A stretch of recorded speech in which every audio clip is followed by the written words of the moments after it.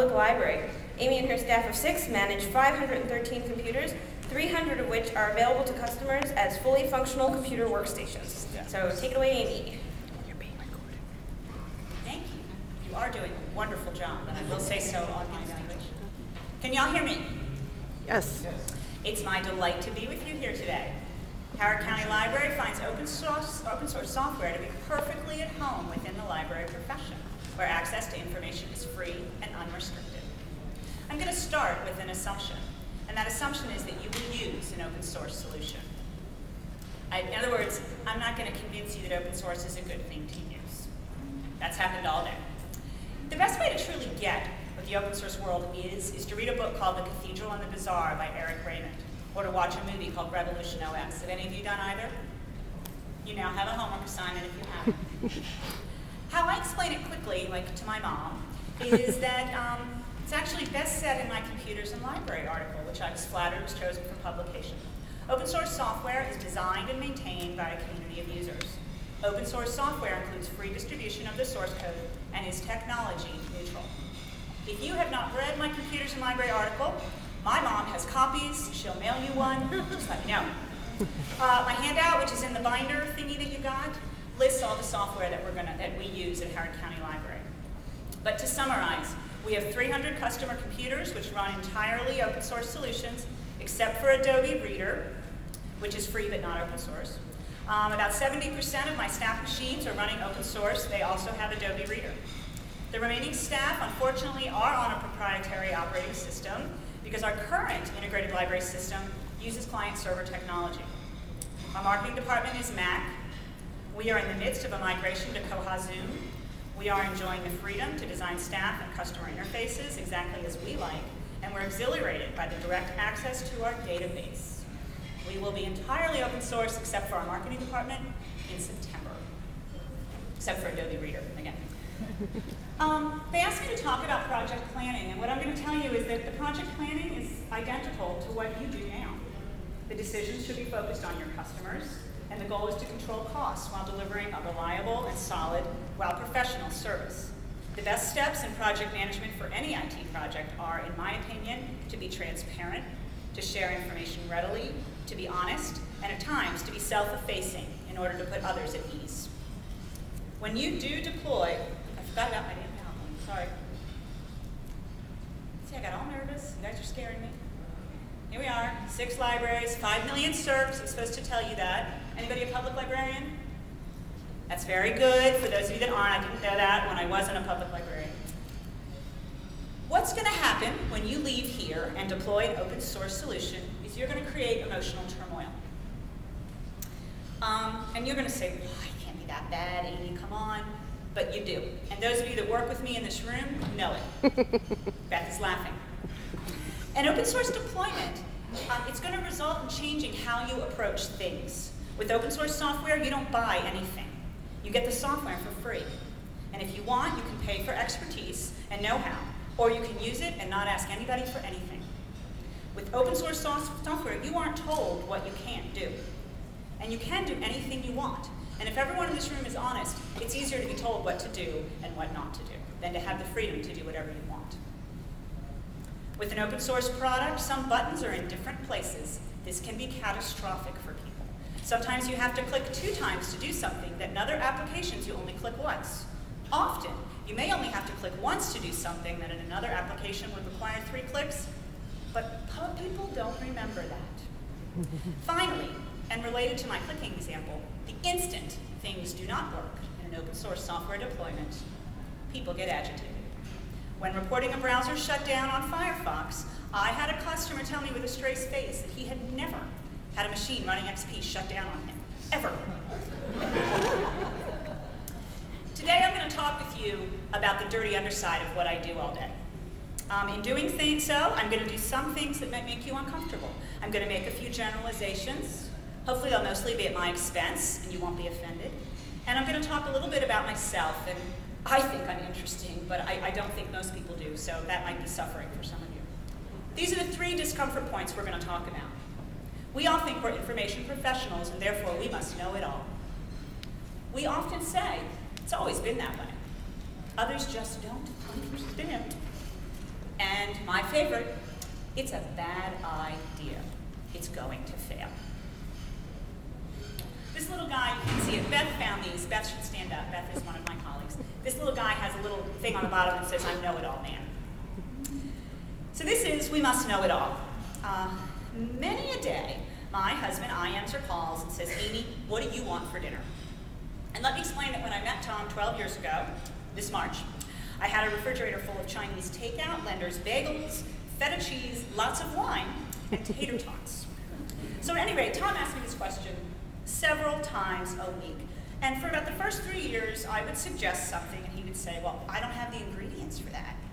And I had the audacity to get mad at this charming man and say, well, what'd you ask me for then? And then I would say, tell me everything in the refrigerator, and then I'll tell you what I want.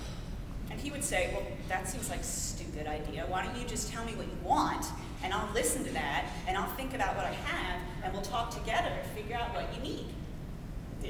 So what we were having was a working meeting. It was not a, Amy, goddess of all, come to me and tell me what you want, and I, God of the kitchen, will tell you. It was a working meeting. I swear to you that 3 weeks ago, on a call with Josh and his project manager, I had the identical conversation.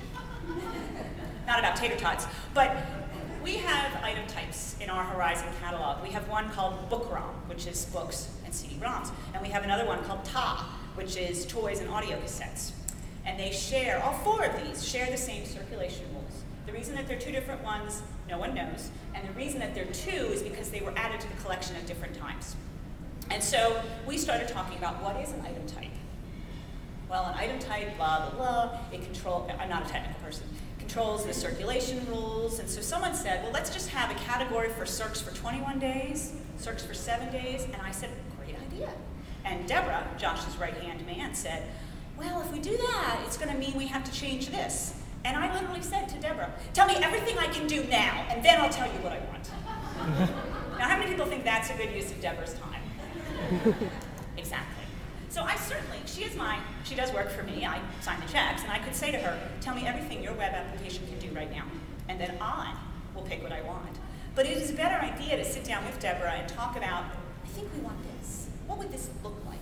How would this feel? And have that working meeting. And together we're going to create an amazing meal. Albert Einstein is telling you that if you can't explain it simply, you don't understand it well enough. It's always been this way, others just don't understand it. This is the nod to the librarians in the room. I read Little House on the Prairie as a girl. Anybody else? Hands? Okay. Aww. Good for you. I actually had and wore a bonnet. Anybody else? Got me on that one. Yeah, I tried to find a picture of me with a bonnet. My parents are on vacation, so next year. In these happy golden years, see if you remember this, Laura and her mother are sewing sheets because Laura is about to marry Almanzo, who I think may have been the most dashing man in young adult literature. And Laura says to her mom, you know what, I want to stitch these sheets a different way. And her mother says, well, it's never really been done that way. My mother would be horrified. But her mother lets her do it. We never hear in later books that Laura's sheets ripped. I'm assuming they stayed on the bed. How many of you in here could do what Mom did? What Ma did? In preparation for our migration to data, our migration to Kohan, pardon me, my boss said, I want you to look at the data and change some of the tabs, change TA and book ROM. Some people freaked out, and they literally said the words, the data's fine, just leave it. Is it really fine? How do you know? Give it a try. And I have news for all of us, and many of you in this room may already agree. Our approach to data is not the end of the world. It's not the best it could be. Our integrated library systems are not really all that Web 2.0-y, and other systems do it better, and we ought to learn from them. And we ought to try new things, and we ought to try again and again. Channel Ma Wilder the next time you're in a data meeting, and I think you'll have a different result. This one says, of course it will fail. Success is 99% failure. Soichiro, pardon me, Honda, he's the Henry Ford of Japan. This is, of course, it will fail. We have to try new things. Does anybody know what happens when you try things? What's a given? You're going to fail. Something's going to mess up. Are you ready to admit that? In my career, I've received some unfortunate internal emails. Most started with a sentence such as, I always thought it was a bad idea, or, I know you don't care. And my personal favorite, no one ever asks me, but let me share my feedback with you. They often close with, this is just my opinion. I don't know how many of you received them. I'm actually not going to ask for a raise of hands. I'm not even looking up. But let me just say that if you get emails like this, you're going to have some trouble ahead of you. I love change. I run to change. I find it exciting. I rearrange drawers at home so much that my husband has stopped remembering where things are. I believe that change is an opportunity to do better.